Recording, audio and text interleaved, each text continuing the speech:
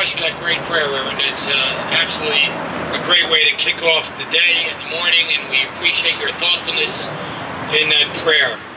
I'd like to welcome everyone here this morning to this groundbreaking project here on Spring Street. Not only is it going to create jobs and affordable housing, but it's going to create options to providing a cultural destination for our residents. And this project will increase services and opportunities within our city. It's going to transform an underutilized site into 20 affordable rental units, a boutique theater, and the city's first African-American cultural center. And this center will be a place to raise awareness, educate and inform, and create lasting memories for the future. We've had great partners in this effort, and I want to thank all of those who brought this to fruition, including the Elizabeth City Council, and you'll hear from two members in a moment, County Manager Al Fiella and Union County Board of Chosen Freeholders, who you'll hear from, Elizabeth Home Improvement Program, Susan Ucci is a director and her staff are here, the North Jersey Community Bank, the New Jersey Community Development Group. And I'd also like to say on a note, you know, this conversation started between a city employee named Troy Hudson and Reverend Howard. And this conversation was just an idea a couple of years ago about creating a community center here attached to Siloam Hope Church. At that time, the city of Elizabeth was embarking on a community center on the other side of Route 1, and the conversation always said, why can't we have one on this side? And then that conversation kind of grew and kept going because of the commitment of a guy like Troy and a pastor like John Howard. And that commitment turned into this event by working with a developer, who you'll hear from in a few moments, to create this cultural center. So sometimes just a conversation, just an idea, can get a lot of different legs and movement and generate it to a great community center that will eventually be here. So I thank, first of all, Troy Hudson and Reverend Howard for keeping the conversation going and making sure this happens.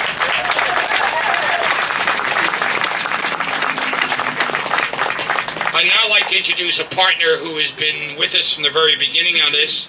He's been a supporter of the project from the very beginning, and someone who's worked diligently on, from his angle and his administration, the County Manager of the County of Union, Mr. Al Fiella.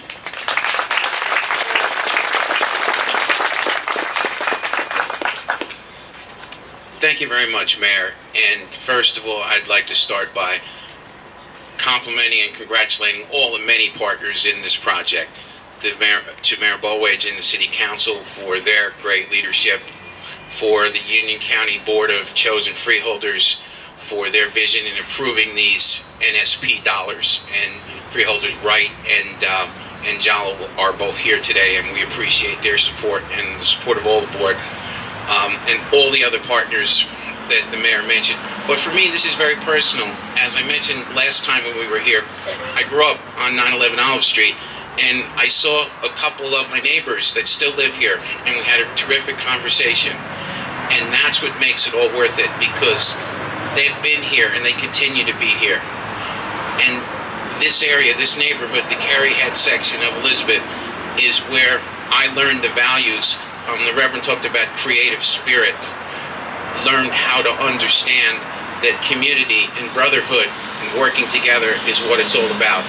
And I learned that here, growing up with the people who still live here. So it's a real pleasure for me to be part of this project. I congratulate everybody involved, Armando and all your staff. Congratulations for your vision. Reverend Howard, we've met a couple of times, and I'm looking forward to continuing our relationship. I want to wish everyone the very best, and for this neighborhood to stay strong as it always does. Thank you. Thank you very much to the County Manager for his support. He mentioned Freeholder Vernell Wright, who's in the back. Thank you, Freeholder, for being here. And on behalf of the Union County Freeholder Board, they helped vote to fund this project through Neighborhood Stabilization Program, NSP3. And Susan Ucci and her staff did a great job in working with the County of Union. And representing the Union County Freeholder Board for a few comments today is Freeholder Mohammed Jalla. Freeholder.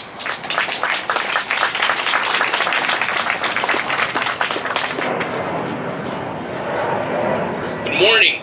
Morning. You know, I'm looking at all all this development and what's going on here, and we were here, I guess, last year this time, almost, and it's just, I'm so impressed by where we've come, and I'm so excited about where we're going to go. I'm excited to be here today to participate in all of you on with this occasion. I'd like to thank all of those who put this day together for the opportunity to speak here. This is truly an important day. Affordable housing is on the minds of many New Jersey residents these days. Despite impending foreclosures, we also find ourselves living in an economy where fair market rent is out of reach for many people who are out of work and are the sole providers for their households. In fact, according to the National Low Income Housing Coalition, a full-time minimum wage worker cannot afford a one-bedroom apartment at the fair market rent in any part of this country. I'm just going to say that again.